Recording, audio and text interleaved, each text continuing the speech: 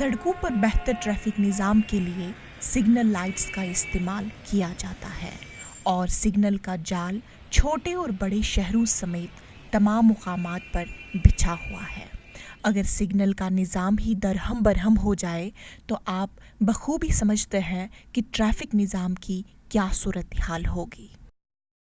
जम्मू के विक्रम चौक में traffic control signals की कुछ यही सूरत हाल देखने में आई है।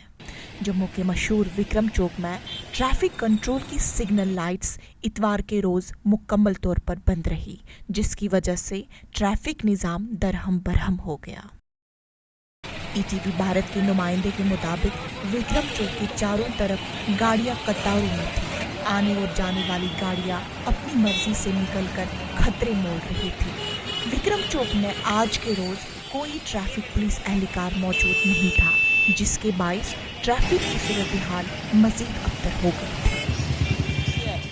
इतवार होने के कारण कोई भी अधिकारी यहाँ पे मौजूद नहीं है, जिससे हमेशा ये खदशा लाहक होता है, हादसा भी यहाँ पे हो सकता है। आप देख सकते हैं कि किस तरह गाड़ियाँ चल रही है कानून का बिना परवाह किए हुए। ईटीवी भारत के लिए विक्रम चौक से मैं मोहम्मद अशरफ।